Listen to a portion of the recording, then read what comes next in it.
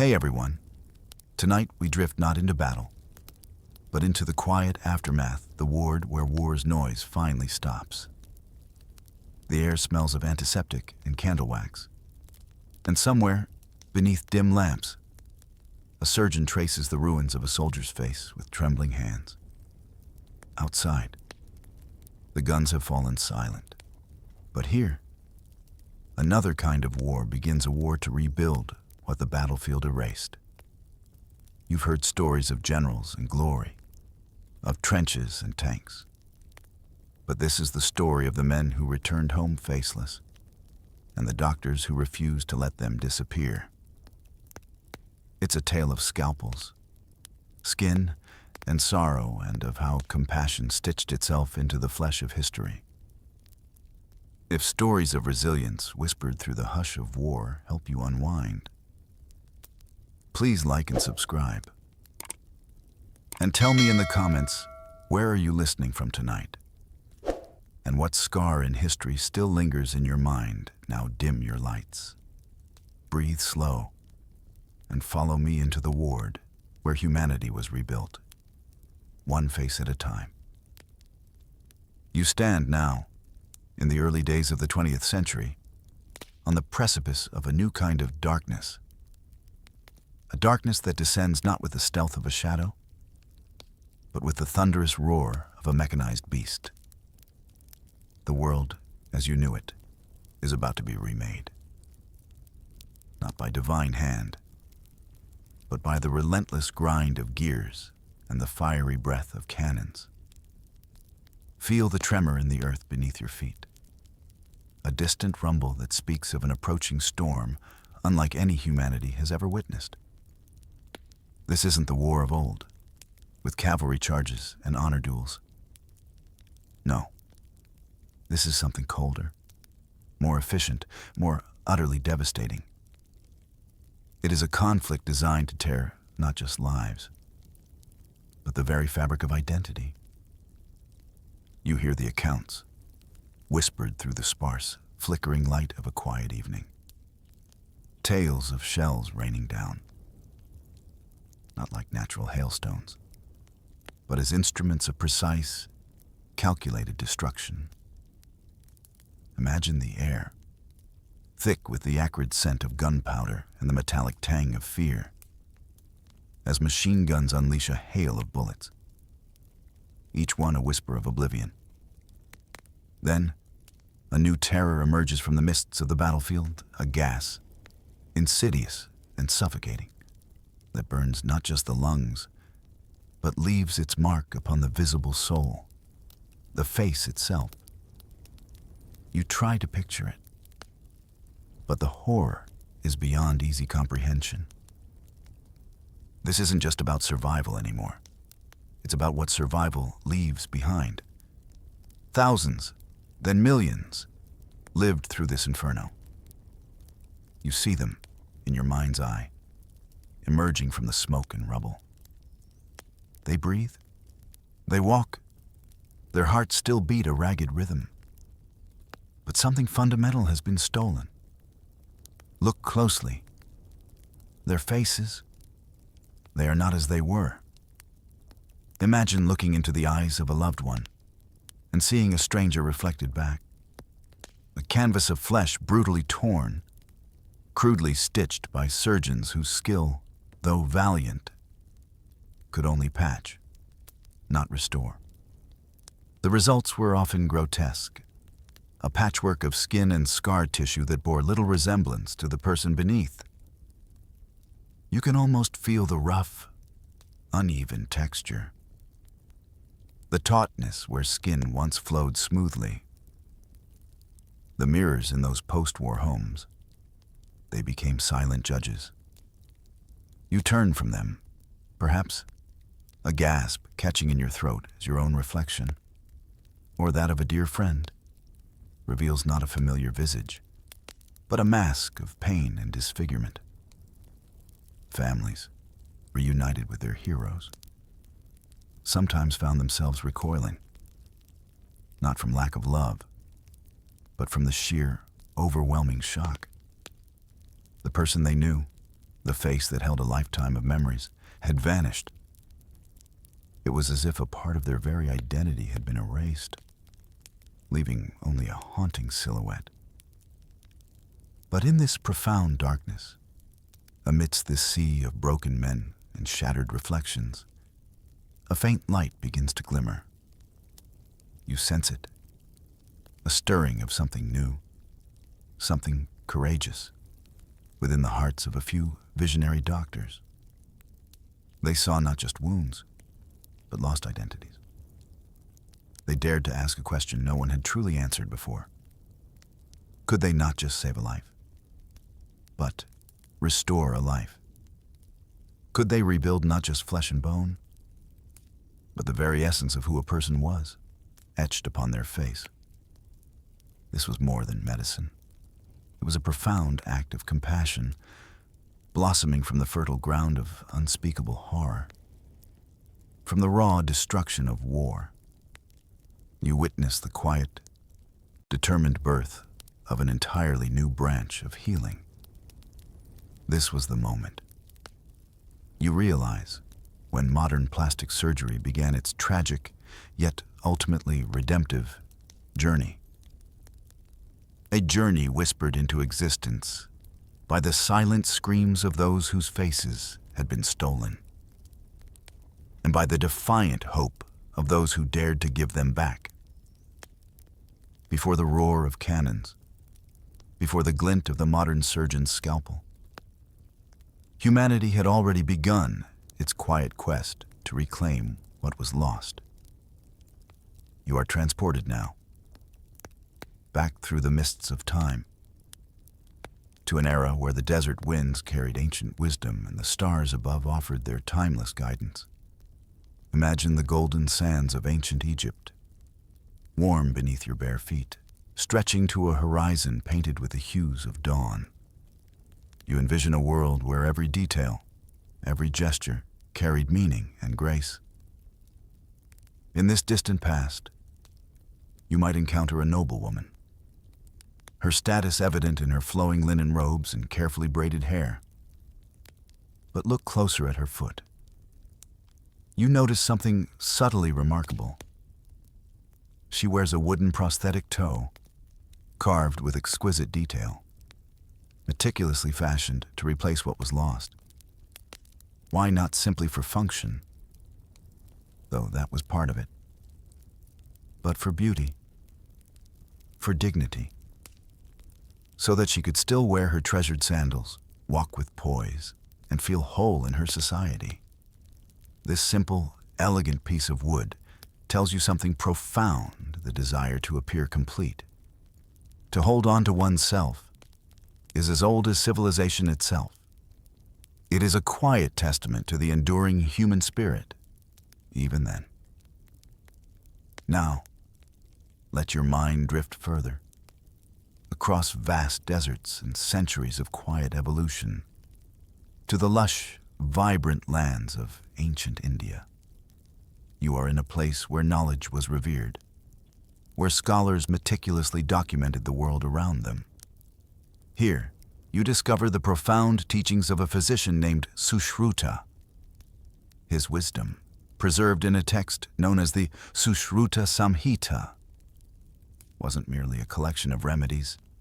It was a monumental work describing over 1,000 diseases and, most astonishingly, methods for rebuilding the human nose. Picture the scene: a man, perhaps whose nose has been lost to injury or disease, now seeks healing. Sushruta's technique, you learn, was revolutionary. He wouldn't simply patch the wound. Instead, he would delicately lift a flap of skin, often from the forehead, carefully shaping it.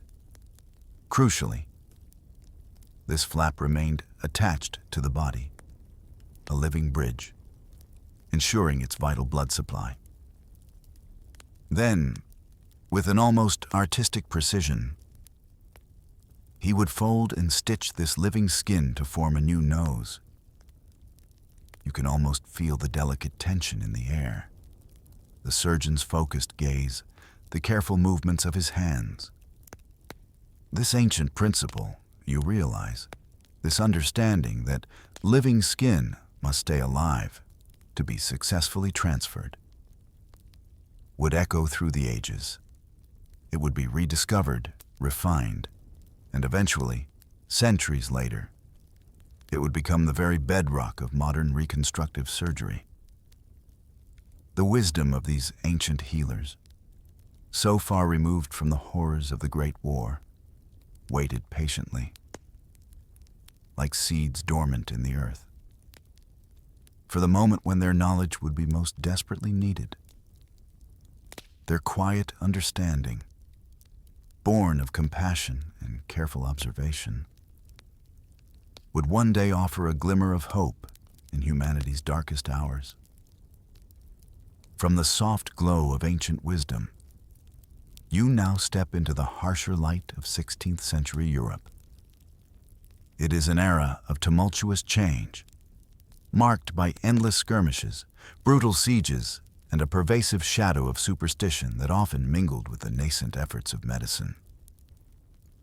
You can almost taste the smoke of battlefields, the damp earth beneath the tents of the wounded, and the metallic tang of fear that hung in the air.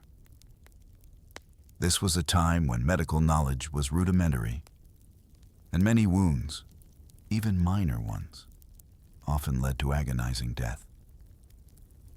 Amidst this chaos, you discern the figure of a humble barber surgeon, a man named Ambroise Paré.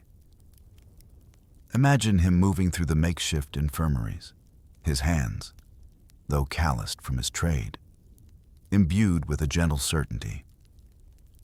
Barber surgeons of his day performed everything from haircuts to amputations, often with more brute force than finesse. But Paré was different. You sense his quiet defiance of convention, his innate human kindness.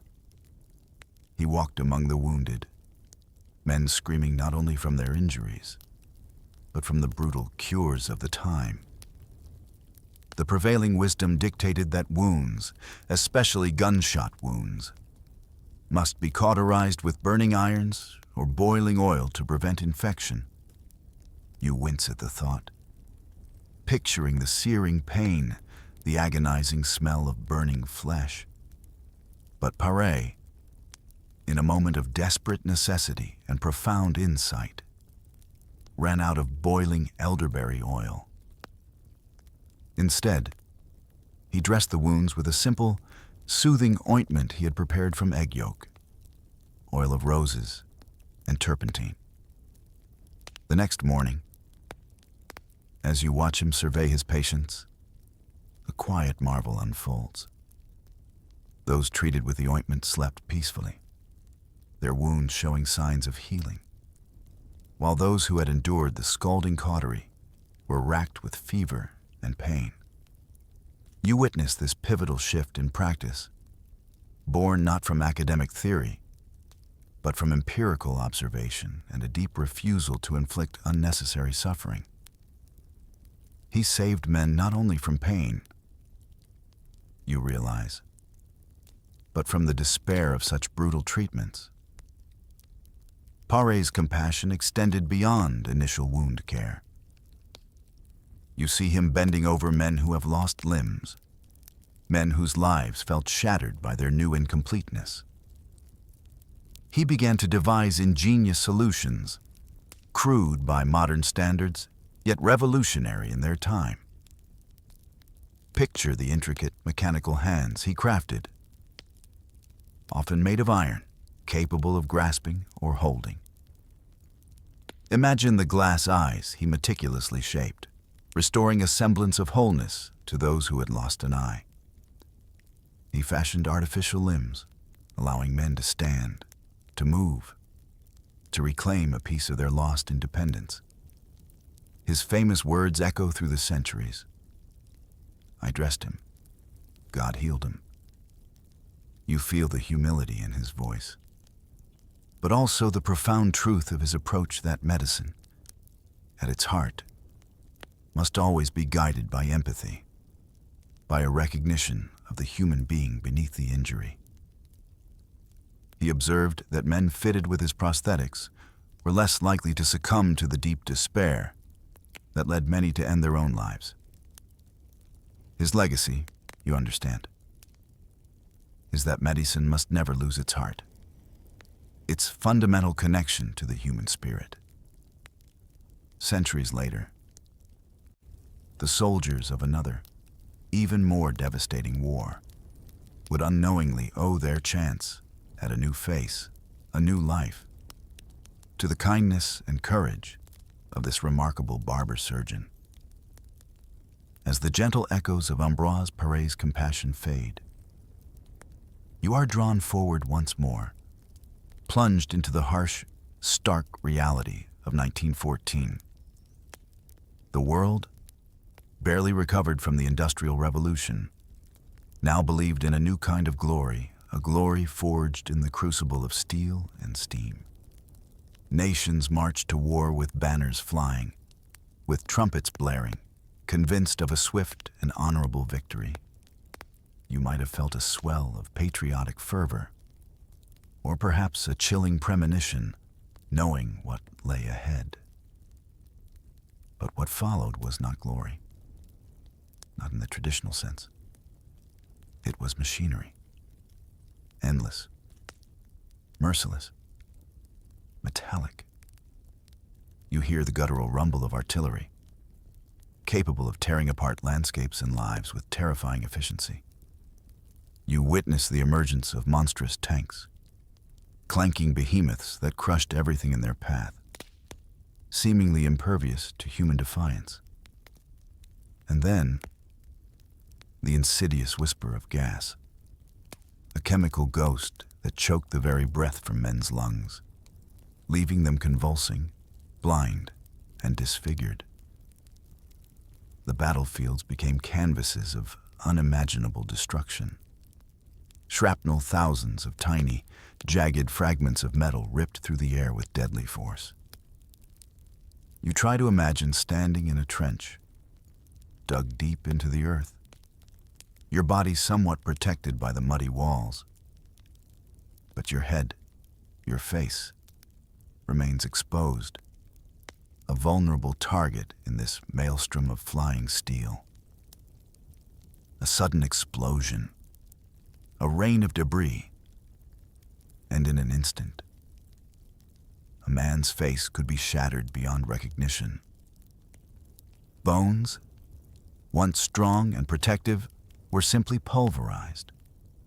Flesh, meant to be resilient, was torn like fragile paper. The surgeons, you realize, were utterly unprepared. They faced wounds they had never imagined possible, injuries that defied all previous medical experience. Hospitals, once places of measured healing, it became overwhelming torrents of human suffering. They overflowed with men whose faces had been devoured by the machinery of war. You walk through these crowded wards in your mind, the air thick with the smell of antiseptic, blood, and the pervasive scent of fear. You see men turning away, hiding their faces, not just from others, but from themselves. The mirrors, once again, became objects of terror. Imagine the profound despair of a soldier after enduring unimaginable horrors, finally returning to the supposed safety of the hospital, only to catch a glimpse of his own reflection. It was not his face looking back. It was a stranger's, a grotesque caricature of the man he once was. You feel the weight of that realization, the soul-crushing impact of a lost identity. These men feared their wives, their children, their own altered reflection more than they had feared the enemy's bullets. And from that suffocating fear, from the depths of this new industrial nightmare, a quiet but revolutionary thought began to take root in the mind of one man. He began to imagine the impossible rebuilding a face, not just patching it, but truly reconstructing it from what seemed like nothing. It was a vision born not of pride or ambition, but of a profound empathy for those whose very selves had been erased by the relentless appetite of war. This, you understand, was the urgent call to action, the desperate need that would spark a new era of medical innovation. From the bleak tableau of the industrial nightmare, you are gently guided towards a beacon of hope, a figure who emerged from the very heart of the chaos.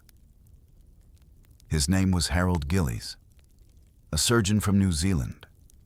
He served with the British Army, and like so many others, he bore witness to the horrific, unprecedented facial wounds inflicted by the Great War. You can imagine the stark images burned into his mind, young men. Their futures irrevocably altered, their identities stolen by shrapnel and flame. Gillies was not content to simply stitch and patch. You sense his profound empathy, his realization that these men needed more than just to survive. They needed to live again, to reclaim their place in the world. He understood that a man's face was not just flesh and bone. It was his story, his connection to loved ones, his very sense of self. It was his mission, you realize, to restore not just a visage, but humanity itself. He took the bold, unprecedented step of founding a dedicated facial surgery ward, first at the Cambridge Military Hospital, then expanding to the renowned Queen's Hospital at Frognall House in Sidcup, England. Picture this place a sanctuary, purpose-built, away from the general wards, where every effort was focused solely on the intricate, painstaking art of facial reconstruction. You might imagine the hushed intensity, the focused determination of every nurse and doctor within those walls, all united by a singular, compassionate goal. It was here that Gillies developed his truly revolutionary method, the pedicle flap graft. Cast your mind back to the ancient Indian physicians, Sushruta, and their understanding of keeping skin alive. Gillies, through painstaking observation and audacious experimentation, perfected this principle. He would carefully lift a strip of healthy skin, often from the patient's chest or forehead, shaping it meticulously. Crucially, this strip, known as a pedicle flap, remained partially attached to the body. This living connection, like a tiny umbilical cord, ensured a continuous blood supply, keeping the transferred skin alive and viable. You can almost trace the delicate pathway of these living bridges. This living skin, still warm with the patient's own life force, was then shaped, folded, and intricately stitched into new noses, new jaws, new cheeks.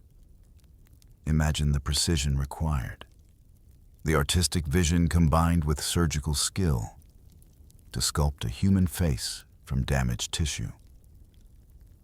Each surgery was not a single event, but a meticulous, multi-stage process that stretched over months, sometimes even years. Each life, you realize, was rebuilt. Cell by painstaking cell, stitch by careful stitch, it was a marathon of healing, demanding immense patience from both surgeon and patient. Gillies treated thousands of men, pioneering techniques that would define the entire field of reconstructive surgery. He was rightly hailed by his peers as the father of modern plastic surgery. But to the men whose broken faces he mended, to the soldiers who looked into a mirror and saw themselves, or a version of themselves, once more, he was simply more than a doctor. He was the man who gave them back their humanity, their dignity, and their place in the world. You feel the profound gratitude, the quiet hope, that must have filled the hearts of those he touched. Among the thousands whose lives were touched by Harold Gillies' pioneering hands, one story stands as a poignant testament to the dawn of this new surgical era. The story of Walter Yeo. You are invited now to visualize this man, a sailor, brave and resilient, serving aboard the formidable HMS Warspite during the tumultuous Battle of Jutland. Imagine the thunderous roar of cannons, the acrid smell of smoke and salt, the chaos of naval warfare. In that inferno, a sudden, blinding explosion tore through his world. When the smoke cleared, Walter Yeo was irrevocably changed. The blast had burned away his eyelids, leaving him not only disfigured, but effectively blind. Unable to protect his eyes from the world, unable to truly see it. You can only begin to comprehend the terror, the isolation of such an injury. To have lost your sight, and with it, the familiar contours of your own face. When Walter Yeo arrived at Gillies Hospital, you can imagine the quiet despair that must have settled upon him. But Gillies, you perceive, saw not just a man without eyelids, but a man with potential. Not potential for perfection, perhaps, but for something far more profound, for hope, for a chance at a new life. He saw the human spirit waiting to be rekindled. Gillies began his meticulous work.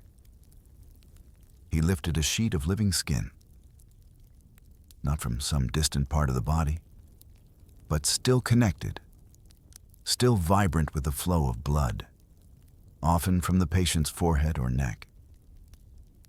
He carefully grafted this living tissue over Yeo's face, a delicate bridge of flesh designed to rebuild what was lost.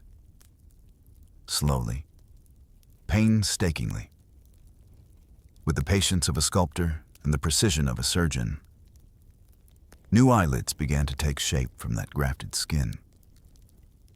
You can almost feel the fragility of this new tissue, the sheer audacity of trying to recreate such a vital, delicate part of the human anatomy. The journey was fraught with peril, infection, a constant specter in those days, nearly destroyed the fragile graft. You sensed the moments of intense anxiety, the fear that all efforts might be in vain. But Walter Yeo, a sailor forged in the crucible of battle, possessed an indomitable will. He survived. After nearly 2 years of waiting, of multiple operations, of tiny, incremental victories, the moment arrived. You imagine him standing before a mirror again, perhaps with trepidation, perhaps with a deep, silent hope. His face was changed, yes, altered from the man he had been before the war. But it was alive. He could blink. He could protect his eyes, and, you see, he smiled. It was a quiet, profound smile of rediscovery, a silent acknowledgement of the humanity that had been returned to him. Walter Yeo lived to the remarkable age of 80, even returning to naval service, a testament to his resilience and Gillies' skill. His story became more than just a medical case. It was the first widely celebrated, successful chapter in the rebirth of human identity through reconstructive surgery, a shining beacon of what was possible. As you contemplate the painstaking work of rebuilding faces, you realize that not all wounds, especially those of the Great War, could be healed with scalpels and skin alone. Some injuries were so devastating, so utterly destructive to the very structure of the face, that even the most advanced surgery of the time could not fully restore them. For these individuals, a different kind of healing emerged, one that blended the precision of medicine with the profound empathy of art. You are now introduced to a remarkable man, a sculptor named Francis Derwent Wood, working in England. Imagine him in his quiet studio, surrounded by the tools of his trade: clay, plaster, hammers, and thin sheets of metal. He wasn't a surgeon, but an artist. Yet his work became an act of profound medical compassion for men whose faces were too extensively damaged to be rebuilt surgically. Wood began crafting delicate metal masks. Picture the process: a soldier, his face disfigured, sits patiently while Wood creates a plaster mold of his remaining features and the missing sections. From this mold, a new face begins to emerge. Wood would then meticulously hammer thin sheets of copper or tin, shaping them with incredible artistry to replace what was lost. You can almost hear the soft, rhythmic tap of his hammer, gently coaxing cold metal into the contours of a human face. But the work didn't stop there. Each mask, once shaped, was painted by hand. Imagine the artist, brush in hand, carefully mixing pigments to match the soldier's own unique skin tone, adding the subtle nuances of complexion. It was more than a cover-up. It was an attempt to restore a semblance of life, of individuality. The compassion, however, was not confined to England. Across the Channel, in Paris, an American artist named Anna Coleman Ladd joined this noble cause. You envision her studio, perhaps filled with soft light as she refined Wood's techniques. She created over 180 of these lifelike masks, each one a unique work of art and healing. Look closely at her creations, complete with delicate eyelashes, meticulously painted eyebrows, and sometimes even real hair. Each mask was designed to blend seamlessly with the soldier's existing features, creating an illusion of wholeness. Behind each of these cold metal masks, you realize, was a man rediscovering the courage to walk outside again, to face the world without fear of recoiling stares. These masks, though made of unfeeling metal, restored warmth to broken souls. They were not a cure for the internal pain, but they offered a shield, a way to re-enter society, to reclaim a visible identity. In their quiet studios, these artists transcended their craft, becoming healers in the most profound sense. Their work blurred the line between sculpture and salvation, demonstrating that even in the face of unimaginable devastation, human ingenuity and compassion could find a way to mend not just flesh, but the fragile spirit. You feel the quiet dignity restored, one sculpted face at a time, whispering a story of hope amidst the ruins. Beyond the shattered visages, thousands of soldiers returned home, missing limbs, their bodies irrevocably altered by the relentless machinery of conflict. You imagine the profound challenges these men faced: daily simple tasks becoming monumental hurdles, their independence seemingly severed with the loss of an arm or leg. In this landscape of profound loss, a new kind of ingenuity blossomed, focused on restoring not just appearance, but crucial function. You are introduced to the visionary ideas of an Italian doctor, Giuliano Vangetti. He dared to dream of prosthetics that were more than mere replacements. He envisioned artificial limbs powered by the very muscle movements of the amputated stump. Imagine the radical nature of this idea: steel and wood, obeying the subtle commands of residual flesh.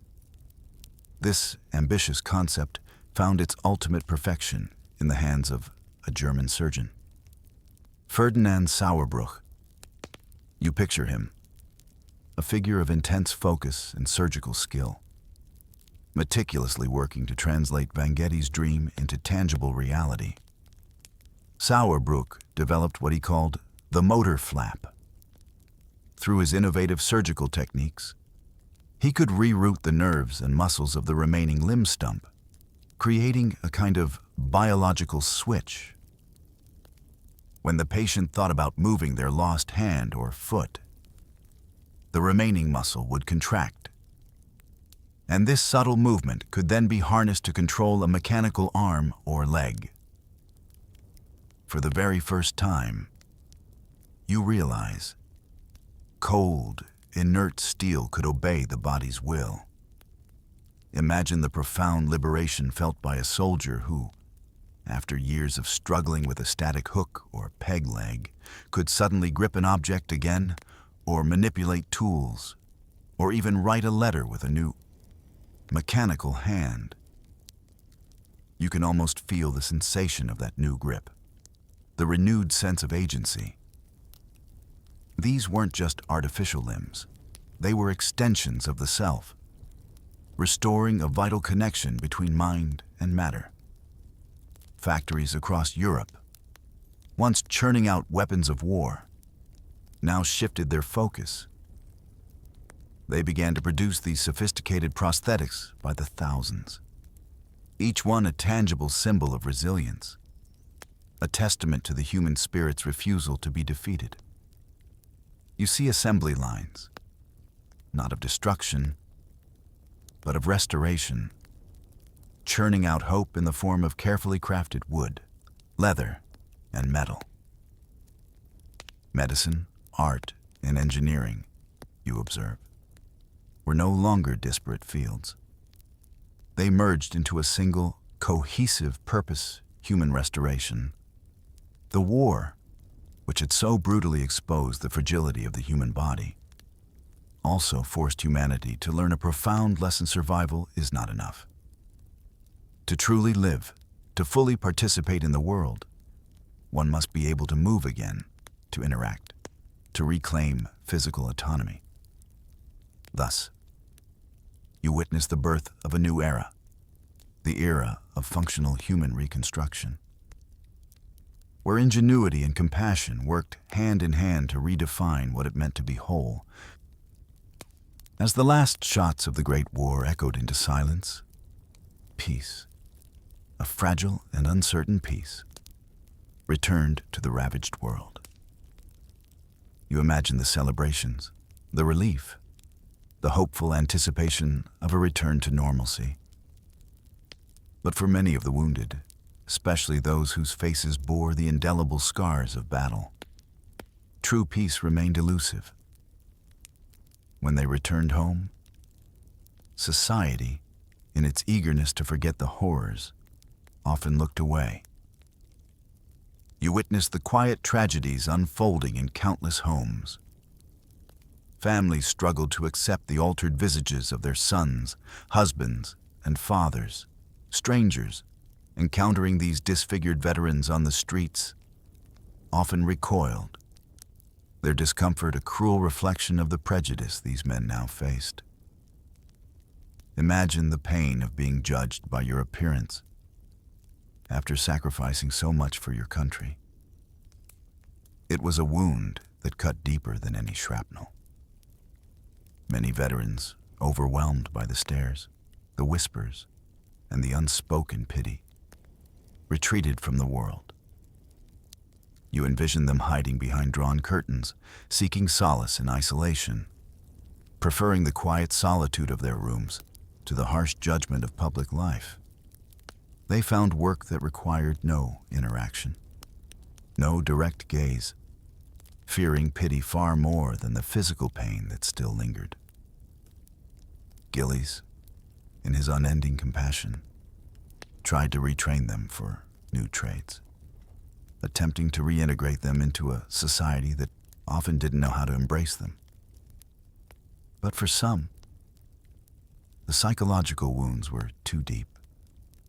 They never truly left the hospitals, becoming permanent residents of a limbo between war and peace. They became known, sadly, as the men without faces, ghosts of a war that, for them, refused to end. Their disfigurements, once symbols of heroic sacrifice, were tragically transformed into emblems of isolation. You consider how popular culture, even then, began to turn facial disfigurement into the image of evil.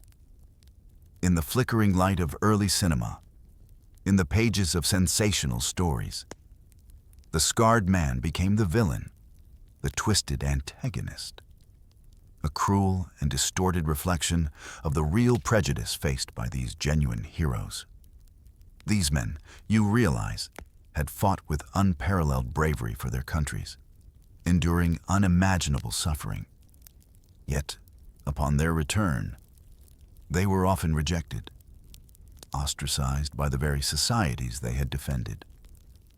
Their true battle was not fought in the muddy trenches, but in the agonizing, silent struggle within themselves, and in the confronting gaze of the mirror.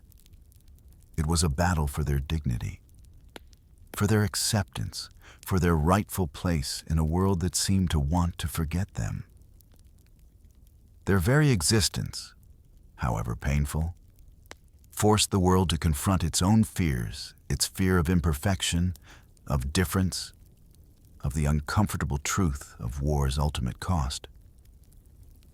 You feel the weight of this forgotten sacrifice, this quiet suffering that underscored the necessity of not just physical healing, but social healing, a lesson humanity would be slow to learn.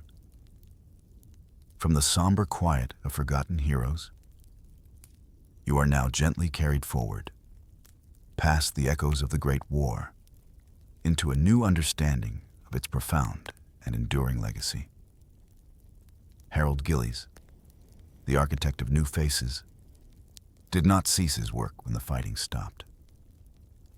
His compassion and ingenuity continued to illuminate the path forward, touching countless lives beyond the initial conflict. After the war, Gillies devoted himself to training a new generation of surgeons from around the world. You envision his operating theater, no longer just a place of desperate wartime measures, but a classroom, a crucible where knowledge was forged and passed on. He instilled in his students not just techniques, but the deep ethical imperative that guided his own practice to restore not just flesh, but identity and dignity. When the world again descended into conflict during World War II, Gillies' expertise proved invaluable. He served as a consultant to the British Army, his pioneering methods saving countless more lives and restoring thousands of faces once again to men devastated by battle. His work during this second global conflict further cemented the foundations of modern reconstructive surgery. But his vision stretched even further. Gillies, ever the pioneer, later ventured into groundbreaking territory, performing some of the first gender reassignment surgeries, pushing the boundaries of what reconstructive and aesthetic surgery could achieve for personal identity and well-being. His methods, initially born from the horrors of war, became the bedrock upon which the entire fields of reconstructive and aesthetic surgery would grow and evolve worldwide. The artists and engineers, inspired by the urgent needs of the war, also continued their contributions. You see sculptors refining prosthetic masks, engineers designing more sophisticated artificial limbs, all contributing to the ever-evolving craft of rebuilding humans. The men once hidden behind curtains, the men without faces, slowly, bravely, became symbols not of shame, but of unimaginable courage and resilience. Their quiet suffering, you realize, reshaped not just the landscape of medicine, but the very moral soul of society itself, prompting a deeper reckoning with empathy and acceptance. Plastic surgery, born from the deepest horror and destruction of mechanized warfare, evolved into a profound expression of compassion and hope. It became a field dedicated to healing, to restoring not just the physical form, but the intangible essence of a person. These faces, rebuilt and redefined, remind us that pain, however profound, can ultimately create beauty, and that healing, in its most profound sense, can restore far more than just flesh and bone. For in the hushed silence that followed that century's darkest war, humanity discovered a new, profound meaning of restoration. It learned that to give a man back his face, to mend the visible tapestry of his identity, is to give him back his name, his story, and his rightful place in the world. And so, the quiet work continues, a testament to the enduring human spirit, always striving to mend, to heal, and to restore. Imagine yourself standing in the heart of an old European square. It's not just any square, it's a stage, an arena where the very concept of justice was once forged in the crucible of public suffering. The air is cool, perhaps crisp, carrying the distant scent of wood smoke and damp earth. Overhead, a bell begins to toll, a slow, deliberate sound that reverberates through the very cobblestones beneath your feet. A sound heavy with expectation and foreboding. Each clang isn't just a measure of time, but a pronouncement echoing with a grave authority that seems to ripple through the hushed crowd gathered around you. You are there, amidst the common folk, feeling the subtle press of bodies, the quiet murmuring that precedes a momentous event. Your breath mingles with the breath of others, a shared anticipation, a collective holding of air. Human history, you realize, isn't merely etched in the elegant script of official decrees or stained by the fleeting crimson of battlefields. No, a significant portion of it is carved into the very fabric of existence by the raw, undeniable sound of screams, a chilling symphony of agony that once defined the boundaries of law and order. Every great empire, every fledgling kingdom, had its own meticulously crafted recipe for punishment. It was a concoction brewed with a precise mixture of intense heat, the cold grip of fear, and the undeniable power of public spectacle. You might shiver slightly, feeling the subtle tremor of the ground as the crowd shifts, their attention focused on the center of the square. They have gathered not to protest, not to question, but to witness. It is a grim, solemn duty, a communal affirmation of the state's power. As the morning progresses, a different set of scents begins to permeate the air. You might catch the acrid tang of smoke, perhaps the faint, metallic scent of iron, and, most disturbingly, the almost sweet, sickly aroma of scorched fat. These aren't the pleasant smells of a bustling market or a celebratory feast. No. This is an ancient festival of justice, a macabre celebration where the boundaries between law and barbarity blur into a single, terrifying display.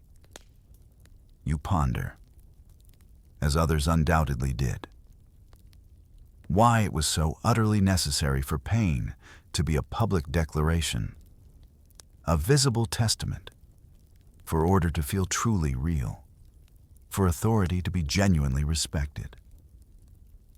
From the sun-baked streets of ancient Rome, where gladiators fought and criminals were crucified, to the misty, rain-swept alleys of medieval London, where gallows stood tall, from the intricate, serene gardens of Kyoto, where tradition governed every aspect of life and death. to the bustling, dusty bazaars of Tashkent, where Silk Road travelers observed local customs cruelty, you realize, spoke a universal language.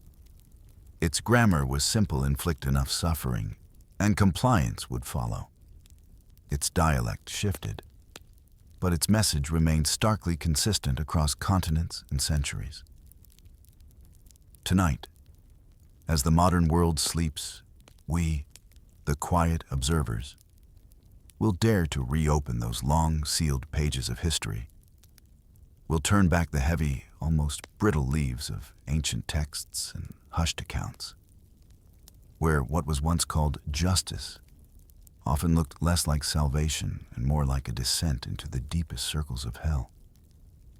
Prepare your mind, but calm your heart, for you are about to walk through the eerie silence of historical squares, hearing echoes that the wind still carries. The square, now filled with a low, expectant hum, draws your gaze towards its chilling centerpiece. You see it a monstrous cauldron, dark and pitted, looming over a crackling fire. It groans a metallic sigh that seems to vibrate through the very air. Its sound a deep, resonant warning. From its wide, gaping mouth, steam begins to curl, thick and serpentine, rising like ghostly tendrils into the cool morning air. It dances, wisping and swirling, obscuring and revealing the silent, watchful crowd gathered around its deadly embrace. You stand frozen, your breath catching in your throat, as the condemned is led forward. Their movements are slow, heavy, a stark contrast to the quick, nervous energy of the executioners preparing their ghastly task. You watch as they're tied tight, ropes biting into their skin, securing them for what is to come. Then, with a chilling deliberation, they are lowered. Slowly, agonizingly, the body descends into the cauldron, into that swirling, scalding liquid, which shimmers with an unnatural, sinister light. The very air around you seems to thicken with the sudden, intense heat. In the annals of Old England, you recall, under the stern and often brutal reign of King Henry VIII, a particular form of justice was reserved for poisoners. It was his decree, a law of boiling justice, that ensured those who took life through hidden means would perish in the most agonizing and public fashion. The irony isn't lost on you: a slow, consuming death for those who dealt it insidiously. The liquid in the pot could be water, pure and simple, or it could be thick, viscous oil. Sometimes it was molten wax, hardening as it touched the flesh, or even wine, its pleasant bouquet turned into a vapor of agony. And in some truly horrific accounts, it was animal fat, rendering the process even more grotesque. Each variation, you understand, brought its own unique flavor of suffering, a different texture of unbearable pain. The very thought sends a shiver down your spine, a cold sensation despite the rising heat from the cauldron. Then comes the sound, an unforgettable, horrifying sound that claws at the edges of your composure. It's the hiss of flesh meeting intensely hot liquid, a sound that is impossibly loud in the otherwise hushed square. And beneath that, a bubbling echo, the desperate, dying gasp of human breath, swallowed and silenced by the rising steam. You might find yourself instinctively holding your own breath, as if to ward off the memory of that sound. You hear hushed whispers among the crowd, details passed down through morbid lore. Some victims, it said, were lowered head first, their initial shock of pain an immediate, searing nightmare. Others were placed in the cold liquid. Then the pot slowly heated from beneath them, a gradual, insidious torture as their bodies cooked from within. A slow surrender to the relentless, creeping heat. The deliberation of it all is what truly unnerves you. The calculated cruelty. A legend from distant Japan surfaces in your mind. A tale of the outlaw Ishikawa Gomen, condemned to this very fate. He was, in a final act of heartbreaking defiance, said to have tried to lift his young son above the boiling water, to spare him until his own strength, ravaged by the heat and the struggle, gave out. It's a poignant image of paternal love confronting the ultimate horror. A small spark of humanity in the midst of overwhelming brutality. Even in modern times, in whispered reports from the shadowy corners of the world, you learn that the cauldron's curse hasn't entirely faded. As recently as 2004, stories circulated of its revival in places like Uzbekistan, or by ruthless Mexican cartels, demonstrating that the human capacity for such archaic horrors can, disturbingly, be rekindled. The flames beneath the pot eventually fade. The gruesome spectacle concludes. But the dark, fertile imagination that first conceived such a punishment, that lit those initial fires of terror, never truly dies. It simply lies dormant, waiting for a new age, a new reason to reignite its chilling glow. The memory of that heat, that steam, and that sound lingers in the air long after the last gasp. If the spectacle of boiling kills with the overwhelming, consuming force of fire and heat, then the art of flaying, you realize with a cold dread, aims to kill with a profound and chilling silence. It's a punishment that speaks less of raw force and more of methodical, deliberate separation and intimate violation of the body's most sacred boundary. You imagine yourself in a stark, quiet chamber, or perhaps an open, windswept space where the atmosphere is heavy with unspoken horror. Before you stands the executioner, not a brute with a heavy axe, but an artisan of pain, sharpening a blade. The sound is delicate, almost imperceptible, a faint whisper of steel against stone. Yet it fills the air with an ominous promise. The blade becomes thin as breath, honed to an impossible sharpness, designed for one ultimate purpose: to separate body from soul, layer by agonizing layer. The process, you learn, often began not with the blade, but with preparation. The skin, that protective sheath that holds us together, was sometimes softened first, perhaps by the relentless sun, baking it until it was pliant and tender, or by immersion in water heated just below boiling, warm enough to loosen its grip, yet not so hot as to cause immediate agony. This softening was a prelude, a terrifying preparation for the intimate dissection that was to follow, making the skin easier to peel away, ensuring a prolonged ordeal. The first cut begins, you imagine, not dramatically, but with a precise, almost surgical grace.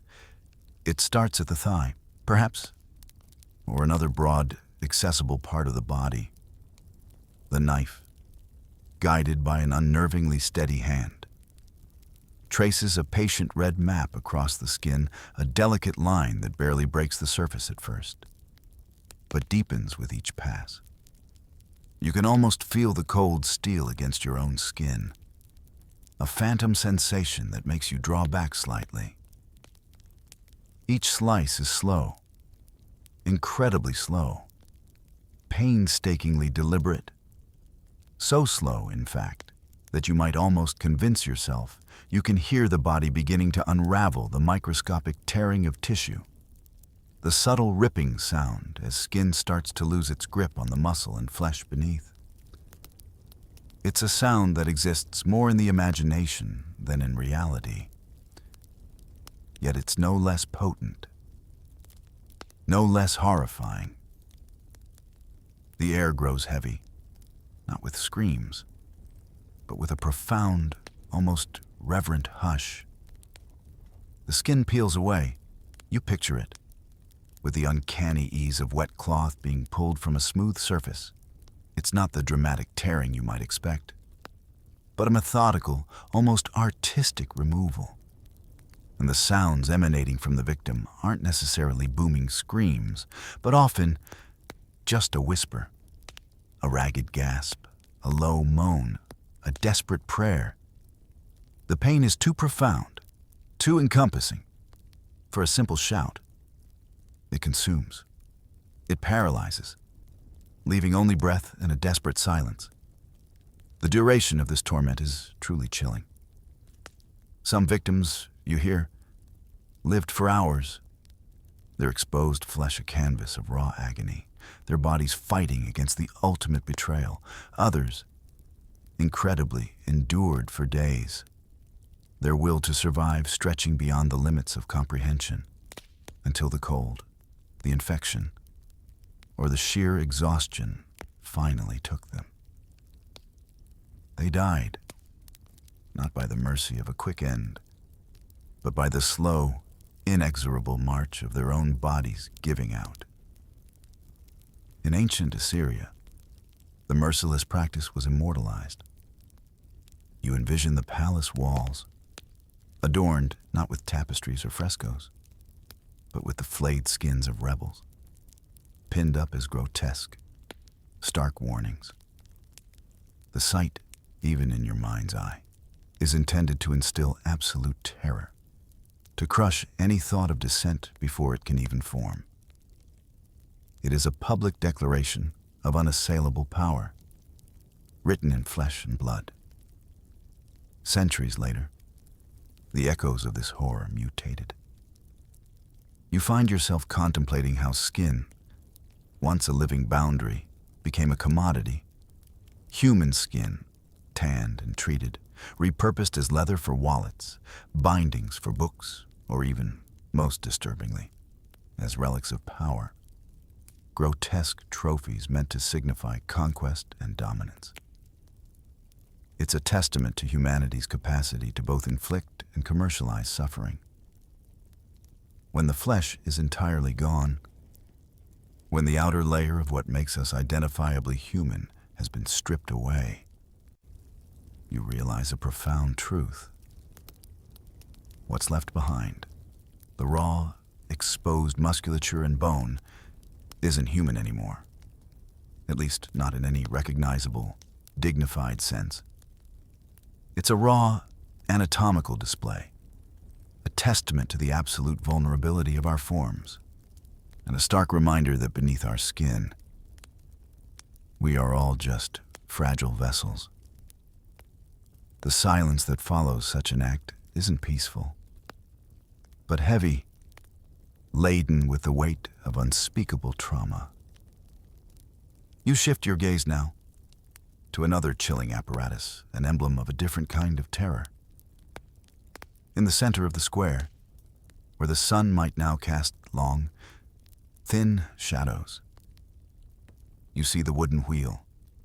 It creaks, a low, unsettling groan of aged timber under strain, a sound that resonates with a deep, unsettling melancholy. It stands upright, massive and imposing, its circular form not a symbol of progress or journey, but a halo of death, a grim crown in the public square. Before the ordeal begins, you observe the precise, methodical setup. Blocks of wood are placed strategically beneath the victim's joints, under the elbows, the knees, the shoulders, the ankles. These small, innocuous supports are designed not to cushion, but to elevate, to make the bones more vulnerable, more exposed to the impending impact. Each bone, you realize, is waiting, patiently, for the inevitable moment when it will meet the cruel force of the wheel. The air is thick with a terrible suspense, a collective dread. Then, the wheel falls, not with a single, merciful blow, but repeatedly. Once, then twice, then again and again. Each impact a sickening thud that reverberates through the ground and up into your very chest.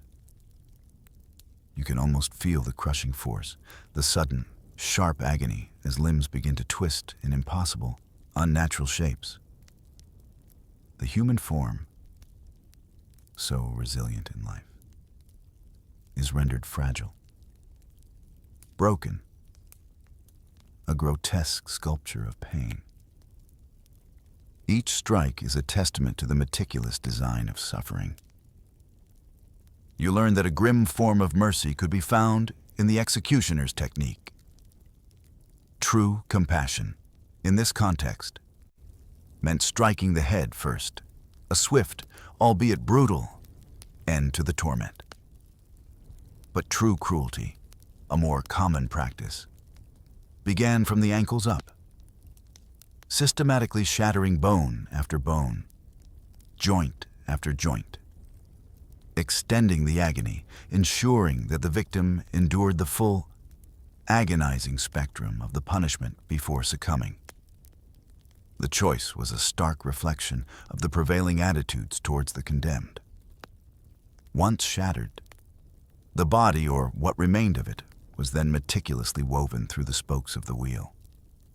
It was a macabre tapestry, a human pattern of pain, limbs grotesquely intertwined with the wood, a living or recently deceased, warning for all to see. The image sears itself into your mind, a broken form, displayed like a captured trophy. The wheel, with its gruesome cargo, was then raised high above the square.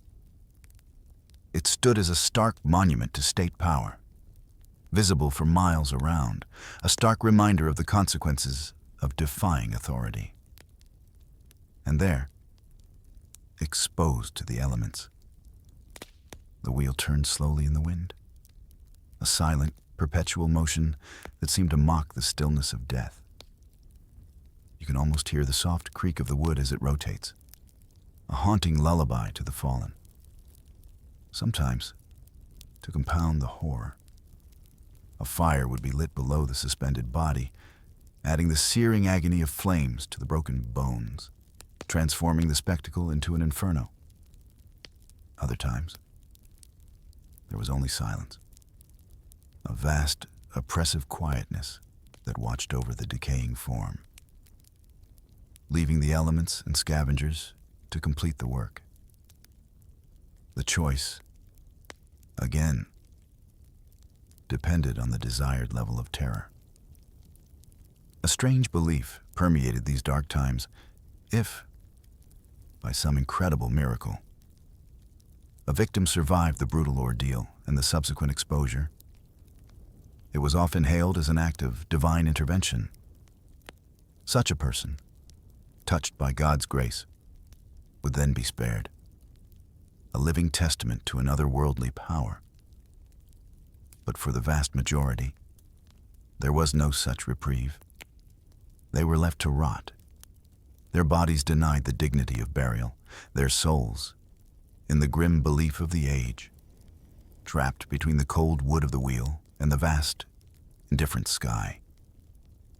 The actual wooden wheels stopped turning their grim rotations long ago.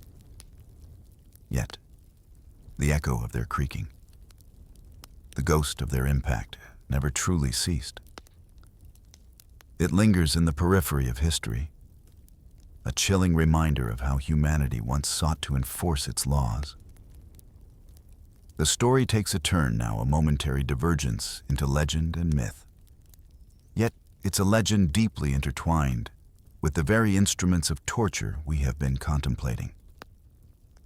You hear the whispers of a tale, one that has been passed down through generations, painting a picture of faith, confronting ultimate brutality. It is the story of Saint Catherine. Legend says that Catherine, a woman of unwavering conviction, faced the dreaded breaking wheel for her steadfast refusal to renounce her Christian faith in the face of Roman persecution. You imagine her standing before the colossal wooden apparatus, its spokes ready to tear her flesh, her gaze resolute, unafraid.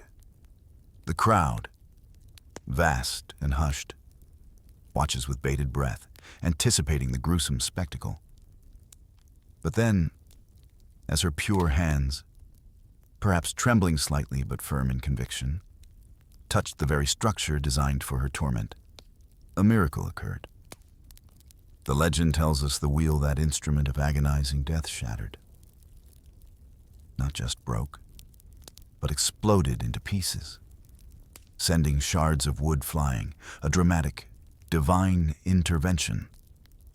A gasp ripples through the crowd, a collective intake of breath at the undeniable power of this unexpected event. The executioner, witnessing such an impossible happening, is said to have fallen to his knees, utterly bewildered, struck by awe and fear. Yet, despite this miraculous intervention, despite the divine shattering of the instrument, the name Catherine Wheel lived on. It became forever etched in the grim lexicon of torture, a bitter irony. And the practice itself, the breaking of bodies upon a wheel, continued for centuries, seemingly undeterred by the legend of its divine destruction. This is where faith and pain, devotion and destruction, become irrevocably intertwined. Two threads impossibly woven into the same somber tapestry of history. It seems, you reflect, that every empire, in its own peculiar way, baptized its cruelty in the waters of holiness. They sought to legitimize their most brutal acts by cloaking them in religious fervor, divine mandate, or moral righteousness. Whether it was the will of gods, the decrees of kings inspired by heaven, or the protection of a sacred order, the justifications were always there, readily invoked to sanctify the most egregious forms of suffering. And somewhere within that vast, shifting landscape between the fervent prayers whispered by the condemned and the scattered bones left on the public stage belief, that most profound and personal of human experiences, slowly and subtly morphed into spectacle. Faith became a weapon, a justification, a part of the grim entertainment that unfolded in the public square.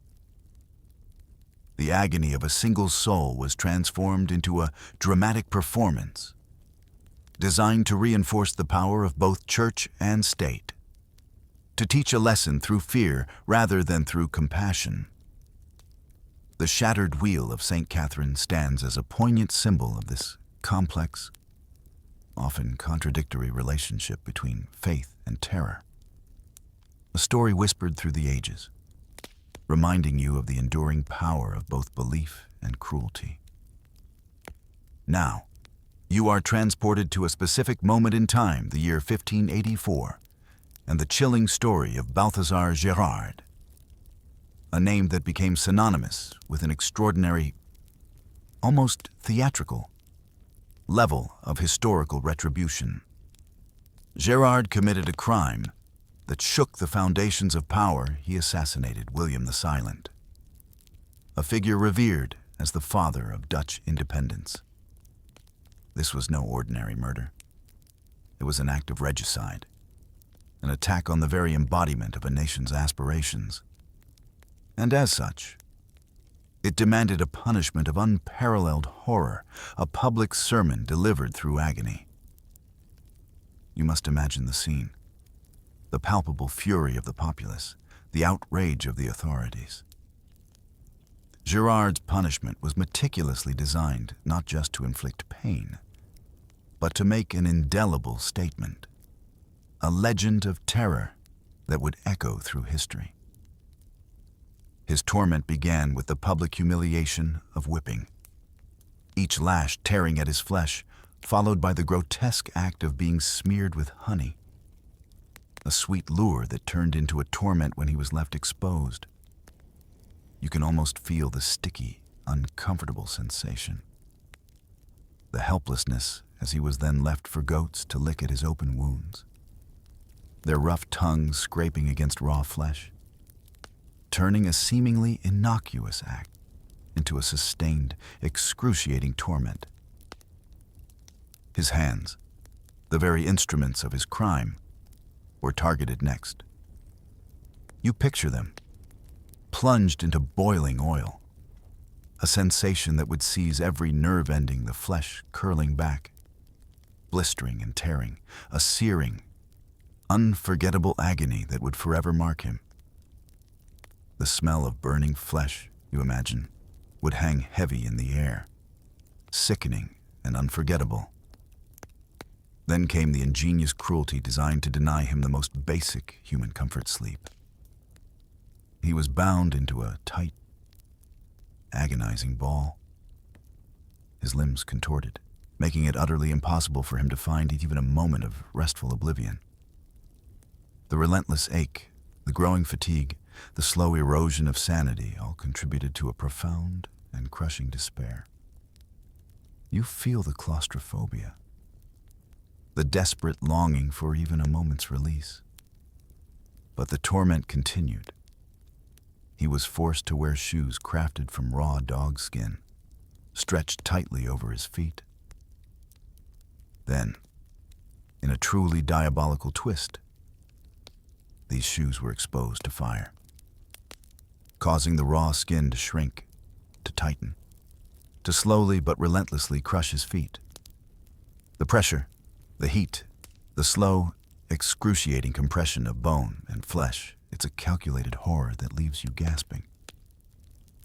And still, the torment continued to escalate. Boiling fat was poured over him, scorching his body, followed by alcohol-soaked clothes that were then ignited. You visualize the sudden burst of flames, turning him into a living, agonizing funeral pyre. The heat intense, the pain unimaginable. For 3 nights and days, this brutal ballet of suffering unfolded. By the end of this prolonged ordeal, his body was a testament to unimaginable pain. His right hand, the hand that had held the weapon, was burned off, a charred stump. His flesh was torn in 6 different places, raw and exposed. And his entrails, the very essence of his life, were meticulously ripped out. A final, horrifying disembowelment. The climax of his suffering was perhaps the most psychologically brutal. His heart, still warm and beating, was thrown into his face, a final, grotesque insult. Before his head was severed from his body, his limbs, those broken, tortured remnants, were then hung above the city gates, a stark and grisly warning, carved not in stone, but in smoke, blood, and the memory of unimaginable agony, a testament to the absolute power of justice when it transforms into vengeful retribution. Now, you are called to contemplate perhaps the most famous and enduring punishment known to humanity, the cross. It's a symbol that has been transformed over millennia, but its origins are rooted in unimaginable suffering. You learn that crucifixion, a method of agonizing death, was born not in the Roman Empire, as often perceived, but in the distant lands of Persia, later to be perfected, refined, and embraced by Rome, who elevated it to an art form of terror. And then, most profoundly, it was tragically sanctified in the faith of billions. You envision the scene through the eyes of someone present. Victims, often condemned criminals or rebels, were first stripped naked, utterly humiliated, their dignity torn away before the physical torment even began. They were then subjected to a brutal flogging, a merciless whipping until their skin split open, their bodies becoming a raw canvas of wounds, weakening them, making them vulnerable for the ordeal ahead. The air would be filled with the sickening thud of the lash and the cries of pain, a prelude to the greater suffering. Contrary to common depictions, you discover the condemned did not typically carry the entire, massive cross. That immense weight, often several hundred pounds, was far too heavy for a living, scourged individual to bear for any distance. Instead, they carried only the crossbeam, known as the patibulum, a significant burden in itself, perhaps weighing 75 to 125 pounds. A rough, splintered piece of timber digging into their lacerated shoulders. You feel the strain in your own shoulders, the chafing, the raw pain. The nails, those instruments of excruciating fixation, were driven not through the palms of the hands, as is often imagined. For the soft tissue there would tear easily under the body's weight. No. They were driven through the wrists, between the bones of the forearm, a far more secure and agonizing anchor. Similarly, nails secured the feet, typically through the ankles or the metatarsals, ensuring that the body could hang longer, prolonging the suffering, stretching out the torturous process of dying. Each hammer blow would send an unimaginable jolt of pain through the victim's entire being, a sound that would echo in the minds of witnesses. As the body hung, suspended, you understand the insidious nature of the torture. Gravity, that most constant of forces, became the ultimate executioner.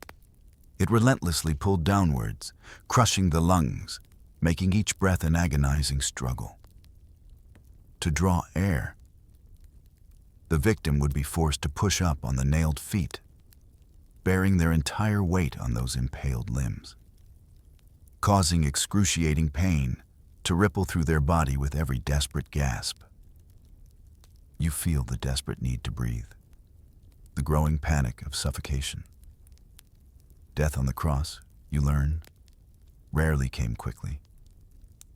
It was a slow, drawn-out process, a horrific ballet of human endurance against overwhelming physiological collapse. It often resulted from asphyxiation, the inability to properly expand the lungs, a slow, terrifying suffocation. Or it came from profound exhaustion, the body simply giving up after hours or even days of relentless torment. Sometimes, it was the slow betrayal of the heart, finally giving out under the immense stress and pain.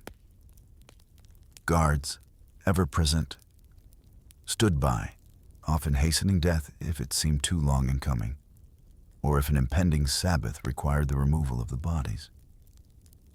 They might break the legs of the condemned, preventing them from pushing up and drawing breath, thereby speeding the suffocation. Or they might pierce the ribs with a spear, delivering a fatal wound to the heart or lungs. It was an act of grim finality, a morbid efficiency.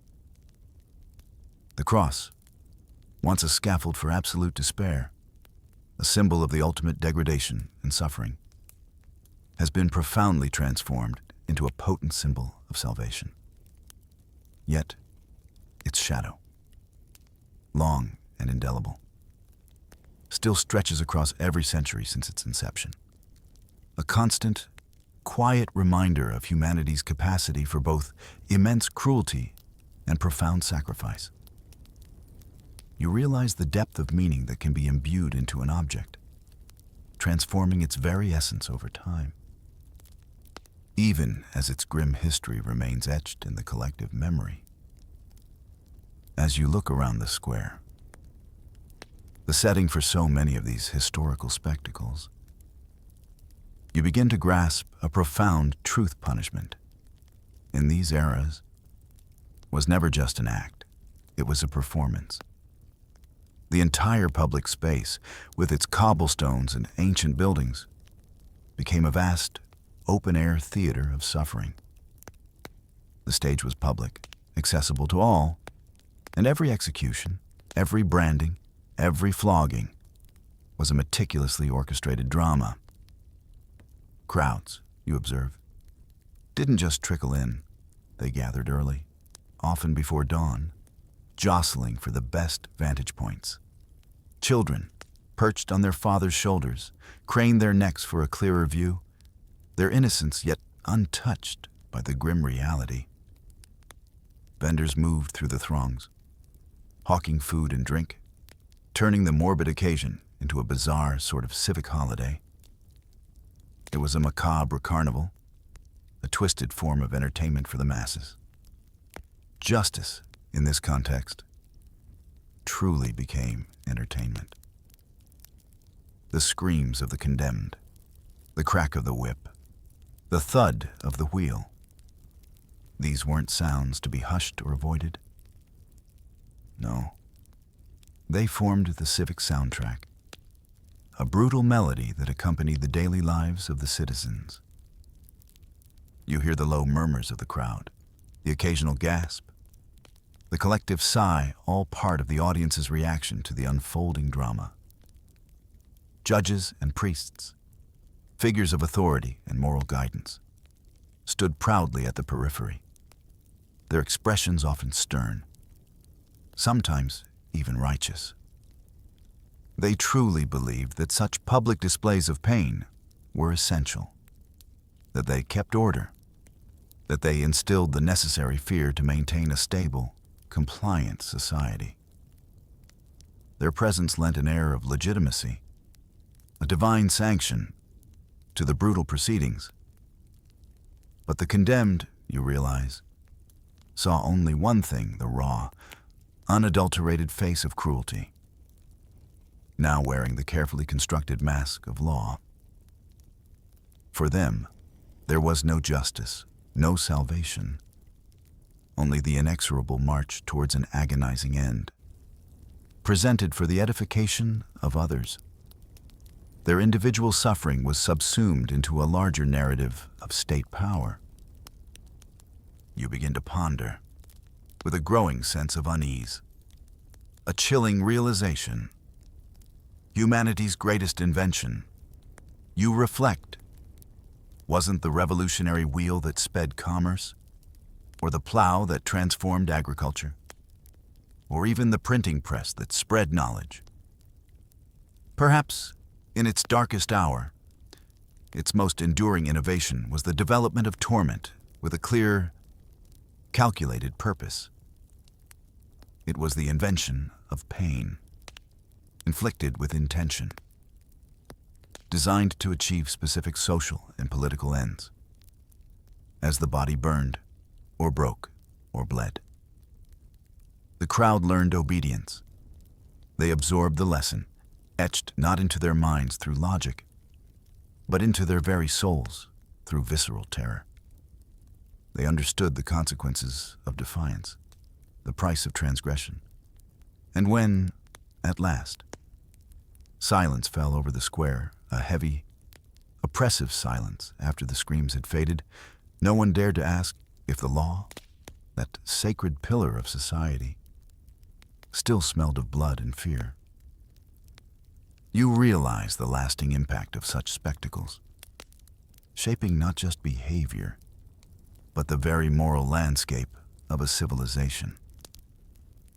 As you drift through the silent corridors of history, you begin to observe a chilling pattern, a thread of continuity that weaves through diverse civilizations and across vast stretches of time.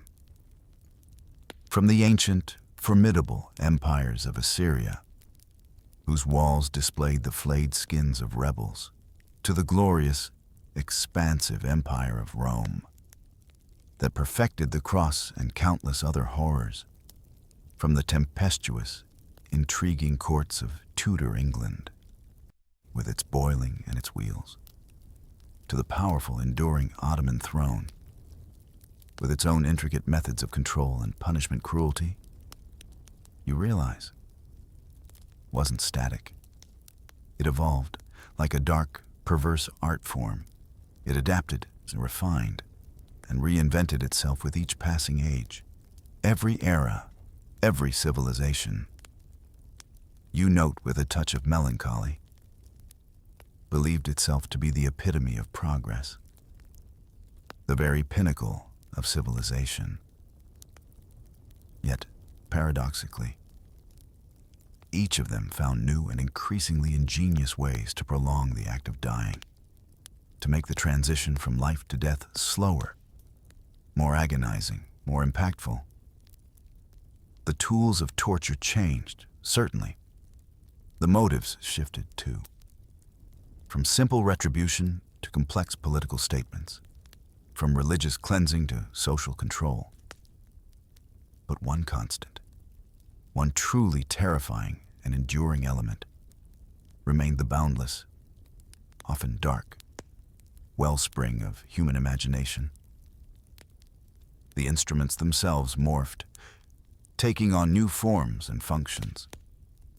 What was once called justice became a complex system of rules and regulations. Discipline, a word often used to justify harsh treatment, was codified and systematized. And purification, a lofty goal often invoked for the most brutal acts, became a rhetorical device. These were simply different names, you discern, for the same fundamental human scream, the same expression of ultimate pain. The language changed, but the core experience remained agonizingly consistent. The wheel, that dreaded instrument of public torture, eventually transformed. It became a metaphor, a symbol for the confined spaces of a prison cell, a place where freedom was stripped away, where life was contained, where the slow grinding of time could be its own form of torment. The flame, once a searing instrument of public execution, evolved into the isolated, oppressive heat of a solitary cell, a place of psychological rather than physical immolation. And the knife, that sharp, precise tool of flaying and dismemberment, tragically transmuted into the impersonal, cold efficiency of bureaucracy, a system that could condemn and punish with a simple stroke of a pen. Hidden behind layers of paperwork rather than public spectacle. Modern humanity, you observe, hasn't abandoned the impulse to punish. It has simply learned to hide its pain. We no longer gather in squares to witness public executions. Instead, the suffering is concealed, distanced, obscured behind towering stacks of paperwork, within the sterile walls of institutions or behind the impassive screens of official reports. The screams are no longer public, they are private, unheard, perhaps deemed less real because they are out of sight. The methods, undoubtedly, have softened. The overt, visceral brutality has largely receded in many parts of the world. But the fundamental impulse to control, to inflict consequences, to enforce order through fear, that enduring human impulse lingers, it remains. Empires rise and fall. Their grand narratives dissolve into dust and memory. But their punishments, their chosen methods of control and retribution, always leave an echo. They reverberate through the ages, shaping the contours of law and the very limits of human empathy. The journey through these chilling historical landscapes brings us back, finally, to the present moment, to the quiet solitude of your own space. You envision the square once more, the stage where so much human drama and suffering unfolded. But now, it is utterly empty. The crowds have dispersed. The instruments of torment have long been dismantled and carried away. Only the lingering whispers of wind remain, rustling through unseen leaves, and the fine dust of ash, perhaps from long extinguished fires, now scattered to the four winds. The cries, the desperate, guttural screams that once filled these spaces, have long since faded. Their raw echoes have dissipated into the ether. Yet you realize they don't entirely vanish. They hum quietly, almost imperceptibly, beneath the very surface of our history, a low, resonant vibration that speaks of forgotten agonies and enduring lessons. You can almost feel that faint hum in the stillness of your own room. Fear, you conclude, wasn't just a side effect of justice. It was its true inheritance. It was the enduring legacy, passed down from generation to generation, shaping behavior, influencing beliefs, and defining the very parameters of social order. The instruments themselves, the cauldron, the wheel, the cross are gone, or at least no longer used in public spectacle in many parts of the world.